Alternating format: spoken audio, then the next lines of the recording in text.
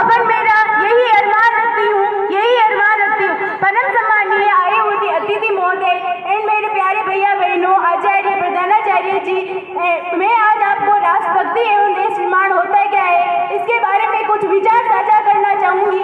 आप सभी को आज समझकर सुनना है। मैं नहीं मानती कि सिर्फ 52 सेकंड के राष्ट्रगान गाने से या वंदे मातरम भारत माता की नारे लगाने से ही देशभक्ति होती है, क्योंकि महोदय आज ये वो स्थिति है जहाँ नीति, नियम, नैतिकता के मूल्य की धज्जियां उड़ाते लोग मुझे नजर आते हैं, कि मूल्य की धज्जियां उड़ाते लोग मुझे नजर आते हैं। आज ये वो स्थिति है, आज इस देश की वो स्थिति है जिस देश के युवा व्हाट्सएप, इंस्टाग्राम, फेसबुक जैसे सोशल मीडिया पर सेटिंग, डेटिंग, फ्लर्टिंग के माया जाल में फंसे नजर आते हैं, माया जाल में फंसे नजर आते हैं। इस देश के युवा या माया जाल में फंसे नजर आते हैं। मैं इन देश के युवाओं को कहना चाहती हूँ, मैं इन देश को युवाओं को कहना चाहती हूँ, मोहे की लत में सोने वालों अभी भी वक्त है, तुम जाग जाओ। इससे पहले कि तुम्हारी ये नीति तुम्हारे राष्ट्र को ही ना ले डूबे, तुम्हारी ये नीति तुम्हारे राष्ट्र को ही ना ले डूबे। इससे पहले कि तुम्हारी ये नीति तुम्हारे राष्ट्र को ही ना ले डूबे, इससे पहले कि तुम्हारी ये नीति तुम्हारे राष्ट्र को ही ना डूबे।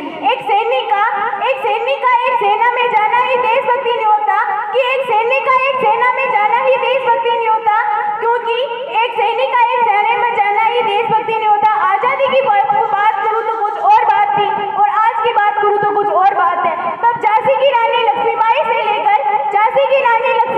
लेकर आजाद चंद्रशेखर आजाद से लेकर भगत सिंह से लेकर महात्मा गांधी तक, जिन्हें आज हम देशभक्त कहते हैं, परंतु आज मैं देशभक्त कहूँ तो किसे कहूँ, अपने परिवार समाज के प्रति समर्पण का भाव रखना है देशभक्ति।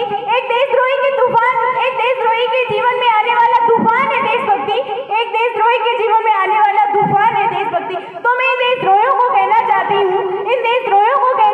हूँ कि हवा में जहर घोलने वालों, फिजाएं हमारे हिसाब से नहीं बदलती है। तुम क्या तस्वीर बदलोगे मेरे हिंदुस्तान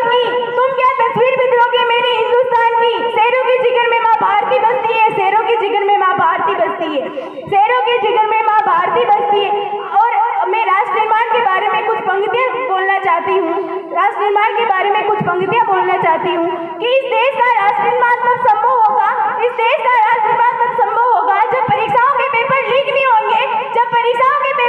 होंगे, युवाओं के भविष्य के साथ खिलवाड़ नहीं होगा, तभी देश का निर्माण संभव होगा। आज मैं बात महिलाओं की करूं, तो महिलाओं को आरक्षित नहीं संरक्षित करने की जरूरत है, क्योंकि आज बलात्कार, बाल विवाह, देश प्रथा जैसी बातें बढ़ती नजर आ रही है। तो मैं युवाओं को कहना चाहूंगी,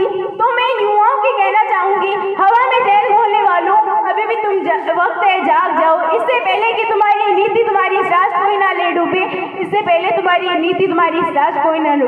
इस देश का निर्माण तब संभव होगा जब विद्यालय राजनीति के हिसाब से नहीं और शिक्षा के मंदिर कहलाएंगे। और अगर आज मैं बात राजनीति की करूं, तो मुझे राजनीति से कोई एतराज नहीं है,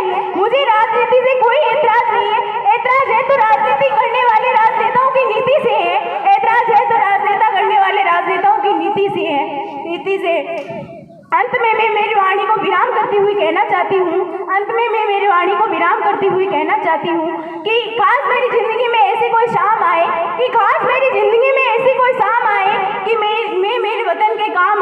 कि मैं मेरे वतन के काम आऊँ, कोई पूछे मेरे बारे में तो मेरी एक पहचान लिख देना, उठाना तिरंगा झंडा और सिर पर हिंदुस्तान लिख देना, सीने पर हिंदुस्तान लिख देना।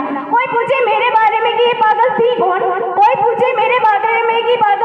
तो क्रांतिकारी की चेली और इंकलाब का नाम लिख देना, और बचा हुआ जो जिस्म उसे निकाल कर